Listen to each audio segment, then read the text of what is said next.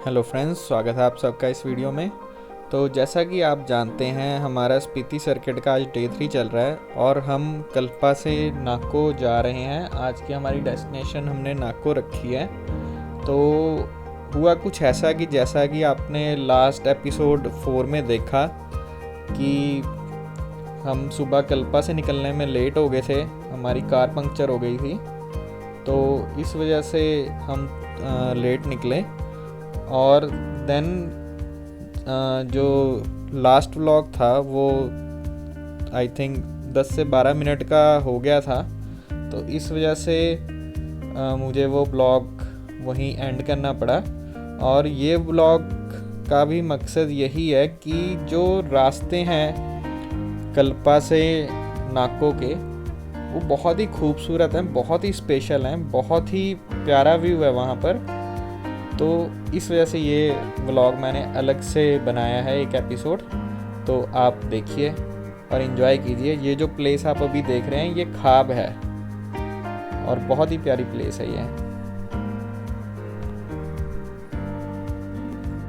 Friends, तो अभी हम खाब के नज़दीक पहुंच चुके हैं। तकरीबन 1 किलोमीटर रह गया खाब एंड टाइम हो गया 3:06 और यहाँ कुछ हमें रास्ते में बहुत बढ़िया व्यू देखने को मिला। तो आइए आपको दिखाते हैं। ये देखिए, यहाँ कुछ ऐसे व्यू हैं। ये नदी चल रही है पहाड़ों के बीच में, स्पीति रिवर जिसे कहते हैं। ये ब्रिज हमने अभी क्रॉस करा। तो कुछ ऐसे व्यू यहाँ पे हैं, बहुत ही प्यारा व्यू। तकरीबन आधा घंटे से भी ज़्यादा हो गया यहाँ पे हमें इन व्यूज़ को देखते हुए जाने का मन ही नहीं कर रहा। बहुत ही प्यारे व्यू।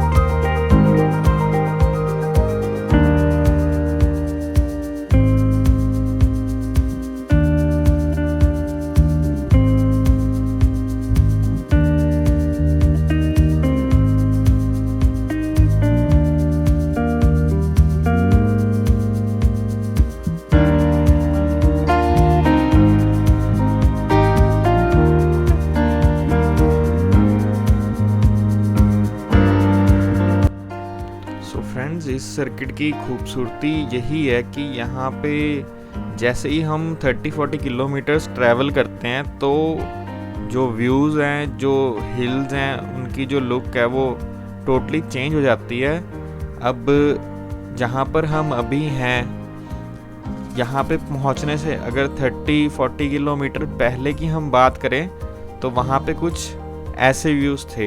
आप देखिए इनमें और उन व्यूज़ में कितना डिफरेंस है।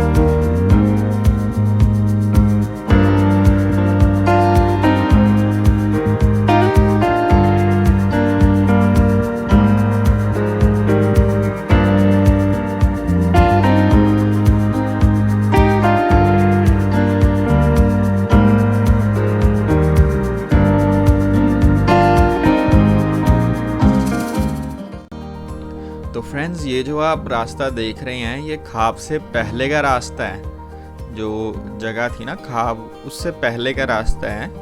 और खाब से पहले का रास्ता आप ये ध्यान रखना, और जो खाब को हम क्रॉस करते हैं और थोड़ा सा आगे चलते हैं और उसके बाद देखना कितना रास्ता चेंज होता है। अभी ये जो आप देख रहे हैं ये खाब क्रॉस करने के बाद का रास्ता है, और ये थोड़ा ये हिल्स वाला पोर्शन आता है।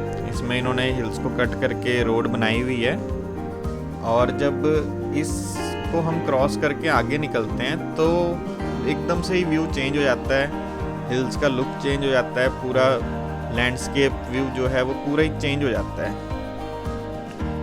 सो ये सामने जो बाइक वाले भाई साहब आपको दिख रहे हैं, ये आपने नोटिस करा होगा वीडियो में, हमारे साथ साथ ही मोर और लेस हम आगे पीछे ही ट्रैवल कर रहे हैं। तो ये डे 1 से ही हम तकरीबन आगे पीछे ही चल रहे थे, और ये फ्रेंड बन गए थे हमारे इस जर्नी के दौरान।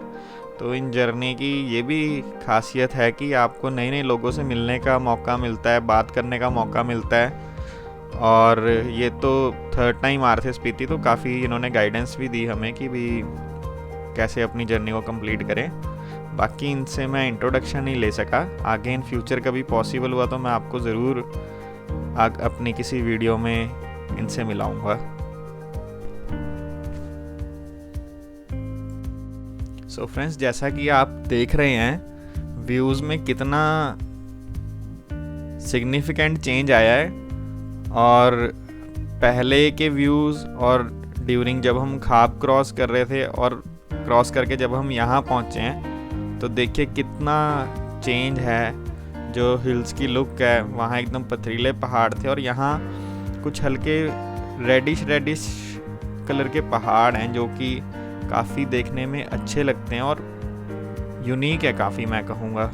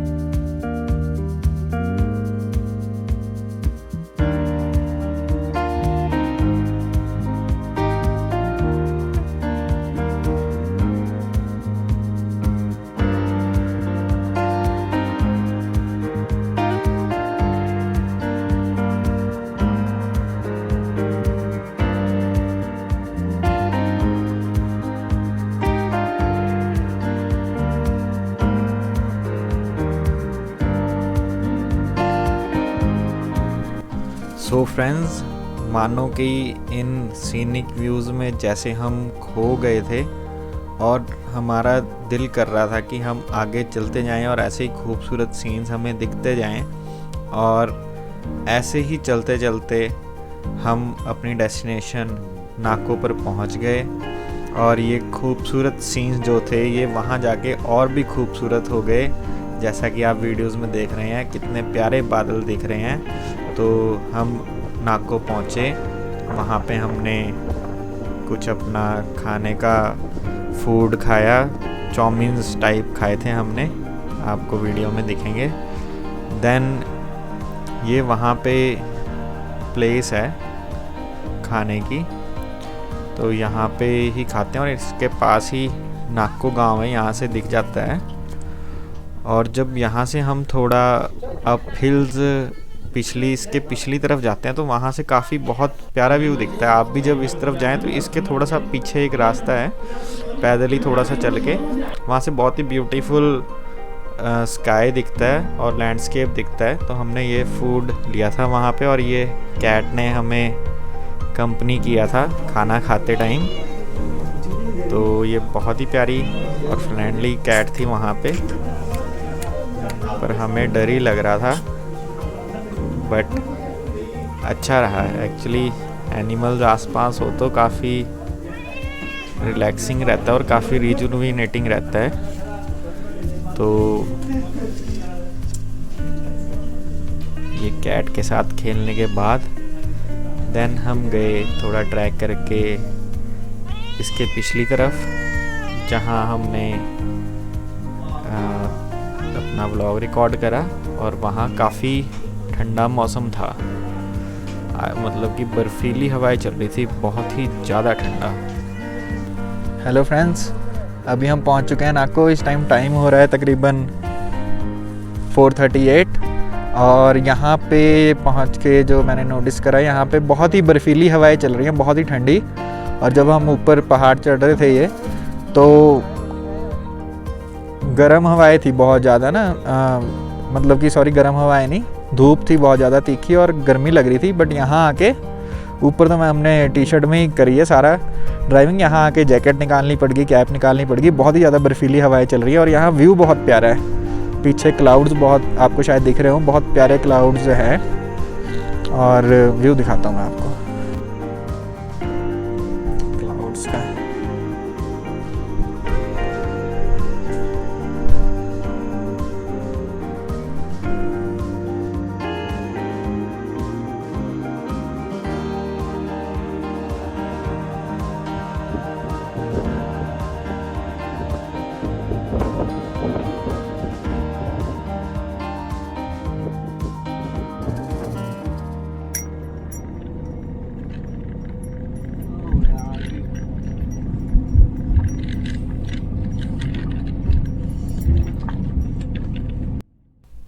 सो फ्रेंड्स, नाको से हम जब निकले तो थोड़े ही डिस्टेंस पे हमें ये दिखी वाटर क्रॉसिंग, और यहाँ पे हुई मुझसे एक गलती। मैंने वाटर क्रॉसिंग देखते ही कार बंद कर दी और बाहर वाटर क्रॉसिंग देखने चला गया। एक्चुअली यहाँ पे काफ़ी चढ़ाई थी, जैसा कि आपने वीडियो पे नोटिस करा होगा, और मैंने उसी चढ़ाई पर ही हैंड ब्रेक खींचकर कार ऑफ कर दी। और वाटर क्रॉसिंग देखकर जब मुझे अपनी तसल्ली कर कि हाँ भाई कार यहाँ से क्रॉस हो जाएगी, और मैं जब दोबारा कार में आया, बैठा और सेल्फ लगाई तो कार स्टार्ट नहीं हुई।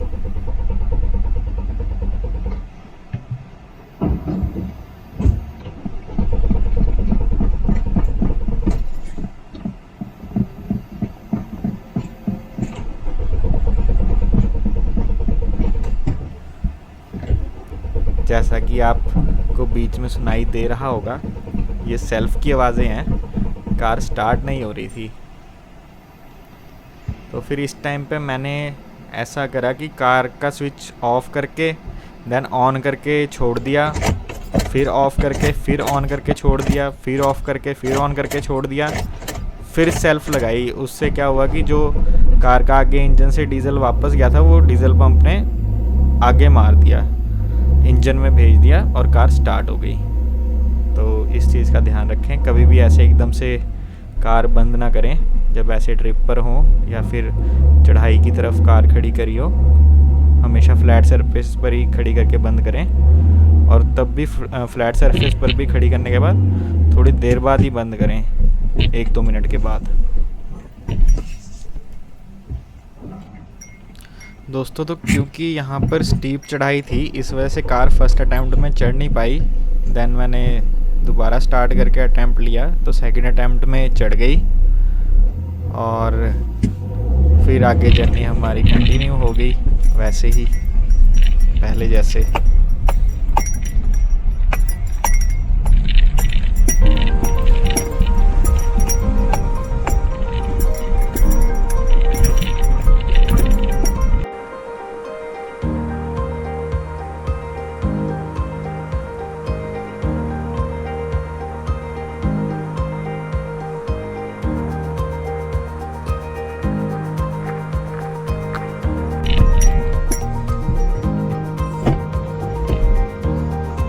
स्टार्ट ही नहीं हो रही।